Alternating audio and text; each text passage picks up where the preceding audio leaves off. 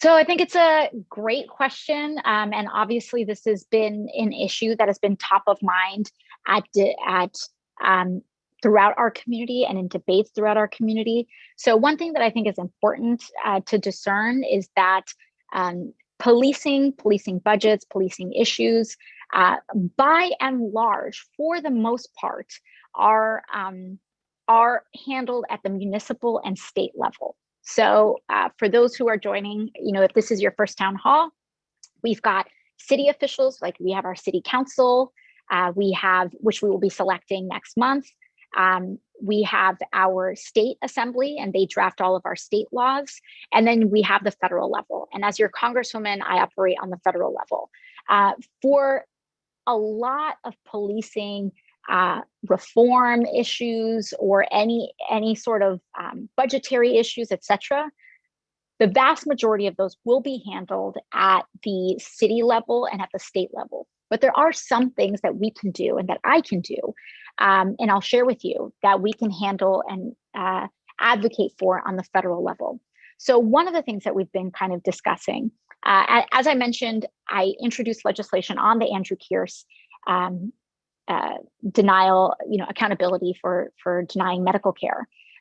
But I think we have to go beyond that. I think one of the things that we can do on a federal level, which we have joined and amplified on, is banning and really changing our laws around qualified immunity. And what qualified immunity essentially does is that it really grants a lot of this violence that happens in interactions with law enforcement. It allows officers, in many cases, even cases that in many communities seem very clear cut, has led to a complete lack of accountability, claiming the clause of qualified immunity. And so in policing legislation that's being debated in the House, such as the George Floyd Justice and Policing Act, the repeal of qualified immunity has been an extremely important negotiating lever.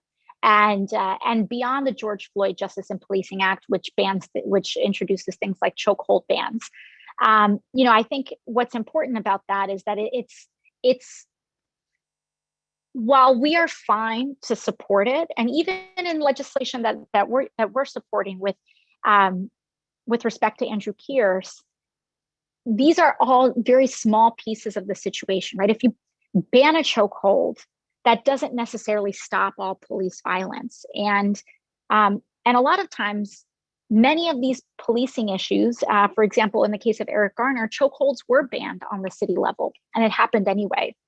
So a lot of what we need to do is address a lot of the root causes when it comes to not just policing, but then ultimately, I think what this conversation really is about is safety, community safety, and really our cohesion and again, that safety as a community.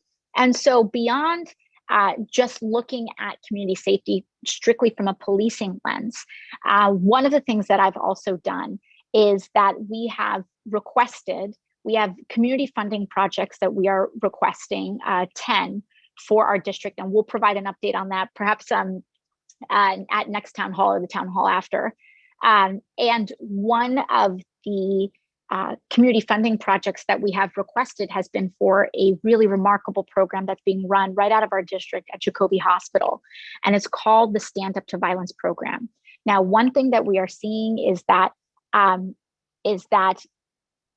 what the Stand Up to Violence Program does is that it started off almost as an experiment at Jacobi Hospital for individuals who are admitted due to being victimized in incidents of violence, whether it's gang violence, domestic violence, etc. And so if you come in admitted with a gunshot wound or a stabbing wound, for example, they bring in not just your medical first response, but your social first response. And so psychiatrists are brought in, social workers are brought in, and the actual lead up to the violent incident is discovered and explored not from a jail, but from the hospital. And what that means is that we bring in a social worker. They'll say what led to this incident. We assess the person's employment situation, their housing situation, as well as bringing in a psychological first response. And whose one of whose main goals is to help the person navigate what is obviously and clearly a traumatizing experience. And a main preventer in developing PTSD is having that early intervention, but also reducing the desire for retribution.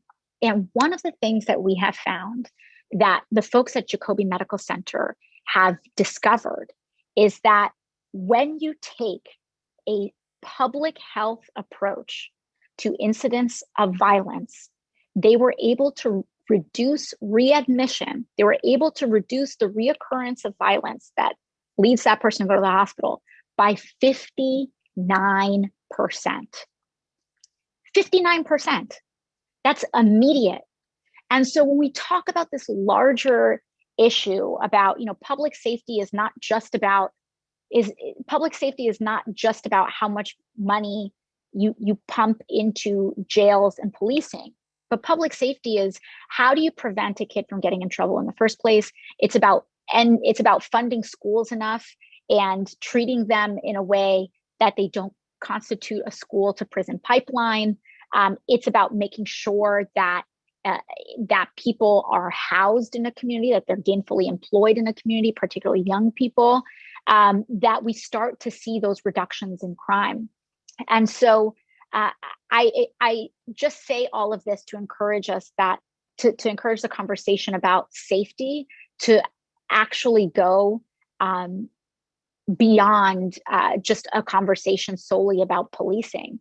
But this is about making sure that communities are invested in and safe and prosperous in the first place, which can really help, prevent a lot of violent behavior. And we've seen this. And so I'm extraordinarily proud of our social workers and our doctors and our public health workers at Jacobi Hospital, because this is truly groundbreaking stuff, groundbreaking work. And that is one of the main reasons why we have selected the Stand Up to Violence program as one of our community investment projects to get more investment in expanding this program and resources. And hopefully right here in the Bronx can be the beginning and really a big part of a much larger change across the country in how we approach questions of public safety and policy around public safety.